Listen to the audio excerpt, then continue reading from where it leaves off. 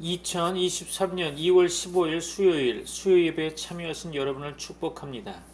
2월부터 수요예배와 금요 기도회는 작년 12월에 이어 구약의 시가서를 중점적으로 다루려고 합니다. 작년에 욥기를 마치고 지금은 시가서의 두 번째 성경인 시편을 보고 있는데요.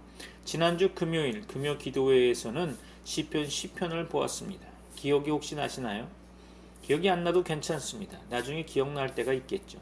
오늘은 시편 11편을 살펴보려고 합니다. 함께 읽을 본문의 말씀은 시편 11편 1절로 7절입니다. 제가 받들어 봉독할까요? 시편 11편 1절로 7절입니다. 더 멋진 성우의 목소리로 시편 11편을 보겠습니다.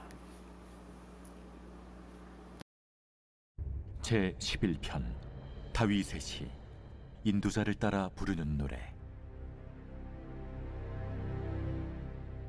내가 여호와께 피하였거늘 너희가 내 영혼에게 새같이 내 산으로 도망하라 함은 어찌함인가.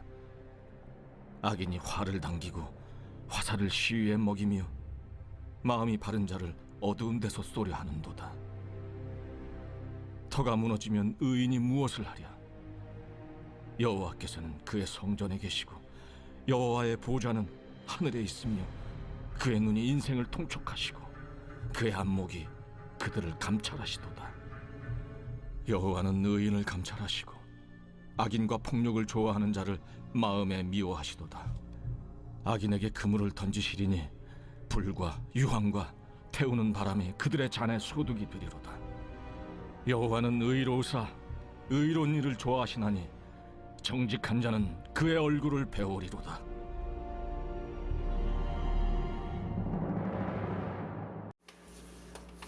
오늘 본문의 말씀인 시편 11편을 살펴보기 전에 몇 가지 시편에 대한 배경 설명을 드리고자 합니다. 구약은 39권으로 구성되어 있죠. 모두 다 아는 이야기일 겁니다. 그 39권의 순서는 의도적으로 편집된 것이라 생각이 됩니다. 어떠한 의도가 숨어 있을까요? 일단 처음 5권의 성경은 유대인들은 토라라고 부르고 저희는 모세 오경이라고 부릅니다. 원래는 한 권으로 되어 있었는데요. 분량이 많아서 5권으로 분책했죠. 나누었죠. 그 모세 오경의 말씀이 구약 전반에 걸쳐 중요한 핵심 원리가 되는 말씀입니다. 그 말씀에 이어 나오는 여호수아에서 에스더까지 역사서 12권과 시가서 5권 그리고 선지서 17권으로 구성되어 있죠. 핵심 원리가 되는 모세 오경의 말씀이 과거 역사에는 어떻게 나타나고 있는지 역사서를 통해 확인하라는 것입니다. 그리고 시가서를 통해 현재에는 어떻게 적용되고 있는지, 아울러 선지서를 통해 미래에는 어떻게 적용될 것인지 독자들로 하여금 확인하라는 것이겠죠. 우리는 이번에 시가서를 보고 있습니다. 다시 말해서 현재를 살아가는 우리에게 성경 전반에 걸쳐 영향력을 미치고 있는 모세 오경의 핵심 원리가 어떻게 적용될 수 있는지 확인하는 시간이 되기를 바랍니다. 좀 어렵죠? 그럼 쉽게 시편을 대한 올바른 성경적 태도는 무엇일까? 3가지로 말씀드리려고 합니다. 첫째, 시편을 통해 저자가 만난 하나님을 우리는 살펴보아야 합니다. 그분이 누구시며 어떤 분이신지, 그리고 우리의 경배의 대상이 되는 그 하나님을 우리가 경험해야 하는 거죠. 둘째로 시편을 통해 저자가 고백하는 시적 표현 가운데 그들의 신앙 고백은 무엇인지 살펴보아야 할 겁니다. 그 신앙 고백 가운데 그들의 고백이 나의 고백이 되도록, 그리고 나의 신앙을 점검하는 계기가 되어야 한다는 거죠. 마지막 3번째로 시편을 통해 어떻게 시편 기자는 하나님께 향하여 기도를 드리는가, 그들의 기도의 내용을 통해 우리가 드리는 기도의 내용을 점검하고 하나님께 드리는 기도의 변화가 있어야 한다는 것입니다. 여러분에게 하나님의 은혜와 사랑이 충만하시기를 축복합니다. 시편 150편까지 있죠. 그 가운데 저자의 기록이 있는 것이 100편이고 나머지 50편은 작자 미상입니다. 그러나 작자 미상의 시편이 공공연히 다윗의 시라고 신약에서는 가끔 인용하는 것을 보게 됩니다. 여하간 공식적인 저자를 알 수 있는 시는 100편입니다. 그 가운데 다윗의 시는 73편으로 전체 50% 정도 차지하고 있죠. 오늘 본문 11편을 한번 살펴볼까요? 이 시는 다윗의 시입니다. 오늘 이 시는 다윗의 시이며 영장을 위한 노래로 부제가 기록되어 있죠. 다시 말해 찬양 지휘자에 맞춰 불렀던 찬양이었을 것입니다. 오늘 본문의 말씀을 부분적으로 읽어가면서 하나님의 말씀을 깊이 묵상해 보고자 합니다. 1절로 2절이죠. 내가 여호와께 피하였거늘 너희가 내 영혼에게 새같이 네 산으로 도망하라 함은 어찌함인가. 악인이 활을 당기고 화살을 시위에 먹이며 마음이 바른 자를 어두운 데서 소리하는구나 도다. 아멘. 다윗의 주위에 있는 사람들은 그에게 도망하라고 권면하고 있습니다. 새같이 네 산으로 도망하라는 표현은 새가 사냥꾼을 피하여 산속으로 날아 숨듯이 도망하라는 말이죠. 네 산은 네가 피신할 곳이라는 말로서 그가 피신할 인간적, 세상적 방책을 의미한다고 할 수 있겠죠.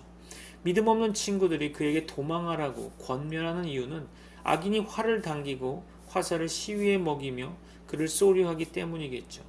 여기서 성도는 마음이 바른 자로 표현되고 있습니다. 성도는 하나님의 말씀을 따라 그 이성과 양심을 따라 바르게 생각하고 행동하는 자들이죠. 그러나 이와 대조되게 악인은 그런 성도를 어두운 데서 쏘려 하는 자들입니다. 어두운 데서 쏜다는 말은 은밀히 해치려 한다는 뜻이겠죠. 악인들은 솔직하거나 정정당당하지 못하고 거짓되며 이중적입니다. 다윗은 환난 중에 내가 여호와께 피하였다고 고백하고 있습니다. 하나님께서는 다윗의 피난처이셨죠. 하나님을 피난처로 삼는 것이 바로 믿음인 것입니다. 어려운 일이 있을 때 당황하거나 두려워 떨거나 낙심하는 것은 믿음 없음을 드러낼 뿐이죠. 참 믿음은 하나님을 의지하며 그에게 피하여 그의 품에 안기는 것입니다. 시편 46편 저자도 하나님은 우리의 피난처시오 힘이시니 환난 중에 만날 큰 도움이시다 라고 말했습니다. 3절 볼까요?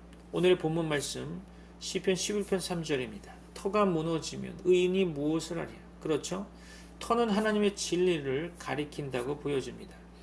그것은 성경에 게시된 교리들과 생활 교훈들, 곧 신앙생활의 기본 원리들을 가리키는 거죠. 그것이 기독교의 기초입니다. 실상 하나님과 예수 그리스도께서 우리의 터가 되십니다. 고린도전서 3장 11절이죠. 이 닦아둔 것 외에 능히 다른 터를 닦아둘 자가 없으니 이 터는 곧 예수 그리스도라. 아멘. 우리는 기독교의 기본 교리들의 터를 다시 닦지 말고 온전한 대로 나아가야 할 것입니다. 히브리서 6장 1절로 2절이죠.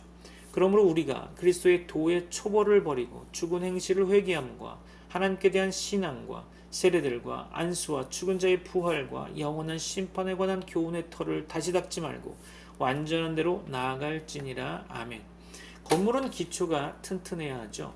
기초가 튼튼하지 않으면 그 건물은 언젠가는 무너지고 말 것입니다. 우리의 신앙생활도 마찬가지죠. 기독교의 기본 교리들이 부정되거나 무시된다면 거기에 어떤 바른 신앙생활이 가능하겠습니까?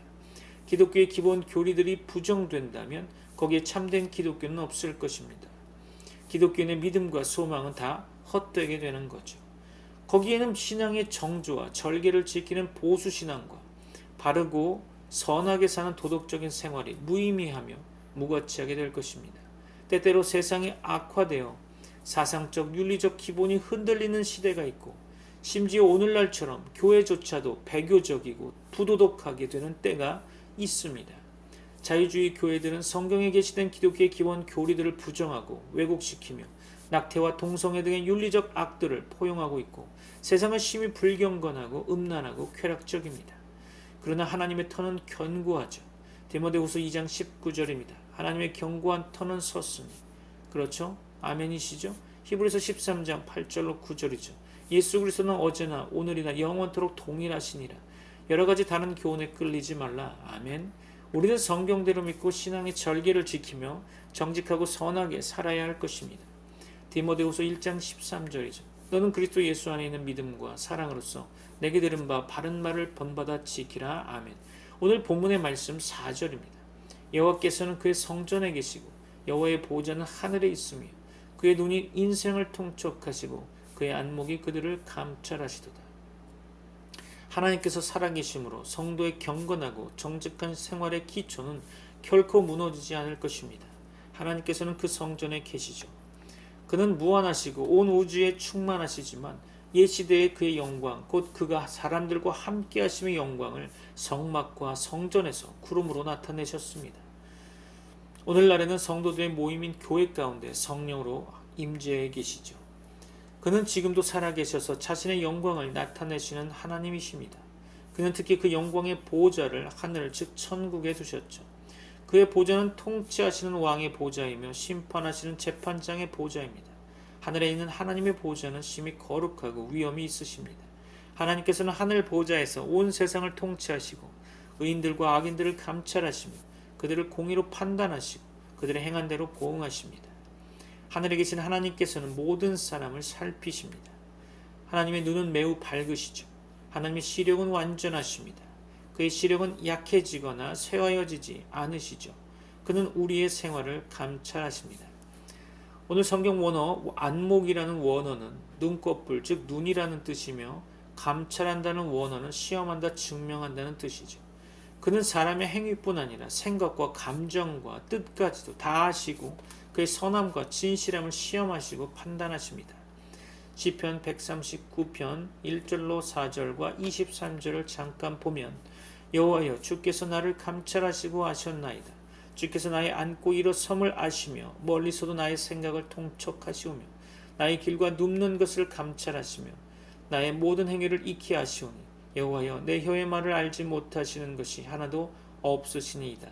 하나님이여 나를 살피사 내 마음을 아시며 나를 시험하사 내 뜻을 아옵소서. 아멘. 오늘 본문의 말씀 5절입니다. 여호와는 의인을 감찰하시고 악인과 폭력을 좋아하는 자를 마음에 미워하시도다. 아멘. 하나님께서는 의인들을 감찰하시고 시험하시며 그들이 과연 진실한 신앙 고백자인지 참으로 하나님을 두려워하며 의지하는지 혹시 형식적이거나 위선적인 자가 아닌지 시험하십니다. 하나님께서는 또 악인과 폭력을 좋아하는 자를 마음에 미워하십니다.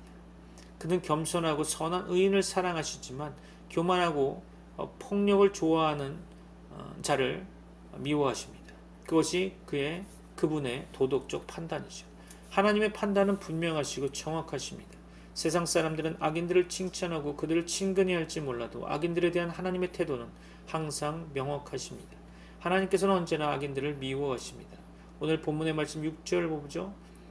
악인에게 그물을 던지시리니 불과 유황과 태우는 바람이 그들의 잔의 소득이 되리로다. 아멘. 하나님께서는 악인들에게 그물을 던지십니다. 그것은 그들이 받을 징벌이죠. 아무리 약삭빠른 사람들이라도 하나님께서 내려치시는 하나님께서 던지시는 그 그물을 피할 수 없을 것입니다. 또 그 징벌은 불과 유황과 태우는 바람으로 묘사되고 있죠. 그것들이 악인들의 소득인 것입니다. 불과 유황은 불의 형벌을 가리키고요. 유황은 성냥이나 화약의 원료로 불을 잘 타는 물질이죠. 하나님께서는 심히 음란하였던 소돔과 고모라 성에 유황과 불을 비같이 내리셨고 또 사탄과 악령들과 악인들을 위한 지옥도 불과 유황으로 타는 못으로 증거되고 있습니다. 태우는 바람은 환난과 재앙의 바람을 가리키는 거죠. 하나님께서 악인들에게 내리실 형벌을 통해 하나님의 공의가 증거되고 의인들의 억울한 고난이 보상되며 마침내 세상의 도덕 질서가 확립될 것입니다. 오늘 본문 마지막 7절 보는 가운데 여호와는 의로우사 의로운 일을 좋아하시나니 정직한 자는 그의 얼굴을 배우리로다. 아멘. 본문은 하나님의 공의로운 처분의 이유 즉 의인을 시험하여 인정하시고 악인의 악을 판단하시고 징벌하신 이유를 제시하고 있습니다. 그것은 하나님께서 의로우시기 때문이겠죠. 의인은 도덕적 표준의 일치함을 가리키는 겁니다. 하나님께서는 도덕적으로 완전하십니다. 실상 그 자신이 도덕적 표준이 되십니다. 또 의로우신 하나님께서는 의로운 일을 좋아하시죠. 하나님께서 의로운 일을 좋아하시고 악한 일을 미워하시는 것은 의로우신 하나님께 지극히 자연스럽고 당연한 사실일 것입니다. 또 그의 얼굴은 정직한 자들을 보실 것입니다. 하나님께서는 악인들의 악행을 미워하시지만 의인들의 선한 행위들을 좋아하시고 그들에게 더 풍성한 은혜와 평안과 능력을 내리실 것입니다. 말씀을 마무리하려고 합니다. 시편 11편의 말씀을 몇 가지로 정리하면 첫째로 환난 많은 세상에서 성도들은 환난 중에 하나님께 피해야 할 것입니다. 그것은 믿음의 당연한 행위겠죠. 살아계신 하나님을 의지하는 자마다 환난 중에 어려운 일을 당할 때 기도하며 하나님께 피해야 할 것입니다. 시편 46편 1절이죠. 하나님은 우리의 피난처시요 힘이시니 환난 중에 만날 큰 도움이시라. 아멘. 오늘날 성경의 바른 교리와 도덕성의 기본이 흔들리는 교회와 심히 어둡고 혼란한 세상의 현실 가운데 우리는 주 예수님과 사도들을 통해 전수되었던 성경에 밝히 계시된 역사적 기독교 진리들을 믿고 보수하고 하나님만 의지해야 할 것입니다. 둘째로 하늘에 계신 하나님께서는 온 세상을 감찰하고 계심을 알아야 할 것입니다. 그의 눈은 밝고 완전하십니다. 그의 시력은 세월이 많이 흐른다고 쇠해지지 않으십니다. 그는 의인들과 악인들을 아시고 감찰하시고 판단하십니다. 그는 공의로운 재판장 되십니다. 그는 의인들과 악인들에게 그들의 행한 대로 공의로 보응하실 것입니다. 우리는 하나님의 감찰하심을 알아야 할 것입니다. 셋째로 하나님께서는 악인들을 미워하시고 그들의 악한 행위들에 대해 불과 유황과 태우는 바람으로 징벌하실 것이나 의인들의 생활은 인정하시고 기뻐하시며 그들에게 좋은 것으로 복 주실 것을 믿어야 할 것입니다. 그러므로 구원 얻은 우리는 우리 속에 남은 모든 죄악된 성질을 죽이고 악한 언행들을 다 버리고 오직 경건하고 정직하고 선한 생활을 해야 할 것입니다. 여러분에게 하나님의 은혜와 사랑이 충만하기를 축원합니다. 기도하겠습니다. 지금은 우리 주 예수 그리스도의 은혜와 하나님의 사랑과 성령님의 교통하심이 여호와 하나님을 피난처로 여기고 날마다 그 하나님께 피하는 모든 주의 지체들에게 이제부터 영원까지 함께 있을지어다. 아멘.